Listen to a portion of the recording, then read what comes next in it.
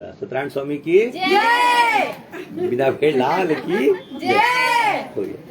सूत जी बोले कि प्रजा पालन तत्पर एक कुंभक नामक राजा था।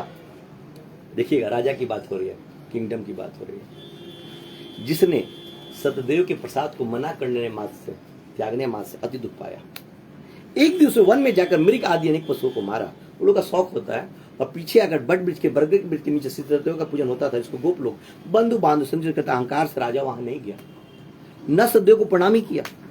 मैंने मैं क्यों जाऊं उन लोगों के साथ, प्रजा के साथ, मैं जमीन पे बैठूं। उन्होंने भगवान का सबसे बड़ा भक्त था वो राजा, ऐसा नहीं है कि नहीं था, लेकिन वो इतना ना घृणा करता था उन चीजों से ना, तो भगवान भी ये करके बैठे कि नहीं सुधारिए के छोड़ेंगे, अहंकार। हाँ, अहंकार, राइट। तो अहंकार से राजा वहां नहीं किया, न सतदेव को प्रणाम ही किया। मैं तुम्हारे साथ प्रणाम करूं भगवान को, जब भी गोप प्रसाद मैं तुम्हारे हाथ से प्रसाद लूं, प्रसाद नहीं लिया। तो भी गोप, जब कोई आपको प्रसाद देना भगवान का, तो सामने वाला कोई भी हो, कितनों साल पुराना आपको दुख पहुंचाया हो, उस समय ये सोच के ले लेना चाहिए कि वो भगवान का प्रसाद